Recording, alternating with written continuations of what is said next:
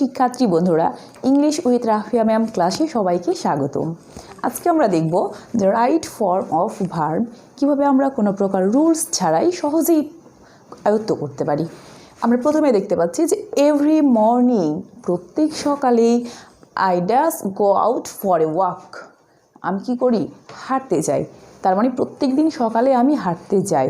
আমরা যখন কোনো কিছু রেগুলার অভ্যস্তবশত কোনো কিছু দিব, যে প্রতি নভেম্বরে আমি কক্সবাজার যাই, প্রত্যেক দিন সকালে আমি চা খাই, প্রত্যেক দিন সকালে আমি হাঁটতে যাই, এরকম জায়গায় আমরা অলওয়েজ প্রেজেন্ট ইনডিফিনিট টেন্স করব।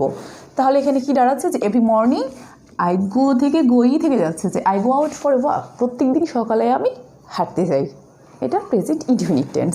আর এখানে আই যেহেতু ফার্স্ট পারসন, তার জন্য ভার্বটা গোই থেকে গেল।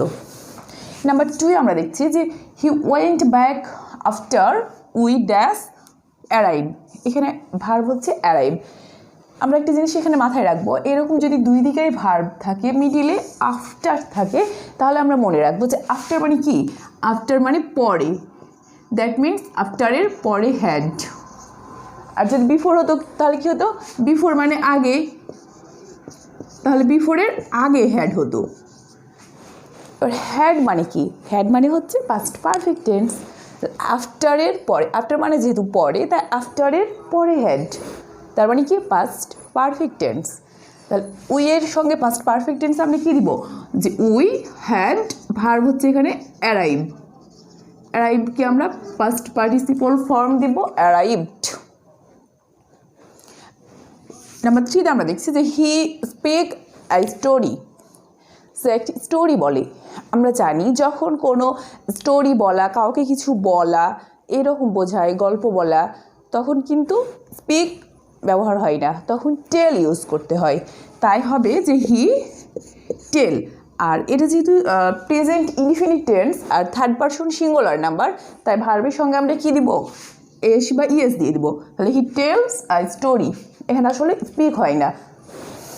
স্পিক কখন হয় আমরা পরবর্তী ক্লাসে দেখে নিব। এরপরে নাম্বার 4 দেখছি যে did you dash go to Dhaka, তুমি কি ঢাকা গিয়েছিলে, পাস্ট ইনডিফিনিট টেন্স। তাহলে পাস্ট ইনডিফিনিট টেন্স হিসেবে আমরা নর্মালি কী করি, এখানে ওয়েন্ট বসানোর চেষ্টা করি, কিন্তু এখানে আমরা দেখতে পাচ্ছি ডিড, ডু এর পাস্ট ফর্ম ইজ ডিড, তার মানে ডিড দেখে আমরা বুঝতে পারছি যে এটা পাস্ট টেন্স। তাই এখানে আর ওয়েন্ট বসানোর কোনো দরকারই নাই, গোই থেকে যাবে যে did you go to Dhaka, তুমি ঢাকা গিয়েছিলে। নাম্বার 5 দেখছি আমরা যে I can't help dash two praise you, praise মানে কি, কারোর প্রশংসা করা, যে I can't help to praise you, আমি তোমার প্রশংসা না করেই পারি না। আর কান্ট হেল্প এরপরে অলওয়েজ ভার্বের সঙ্গে আইএনজি হয়, তাহলে এখানে কি দাঁড়াচ্ছে, প্রেইজিং, আই কান্ট হেল্প প্রেইজিং ইউ। তো সুপ্রিয় শিক্ষার্থী বন্ধুরা, এই ছিল রাইট ফর্ম অফ ভার্বের নিয়ে একটা ক্লাস। দেখা হবে পরবর্তী ক্লাসে, ততক্ষণ পর্যন্ত সবাই ভালো থাকবেন, আল্লাহ হাফেজ।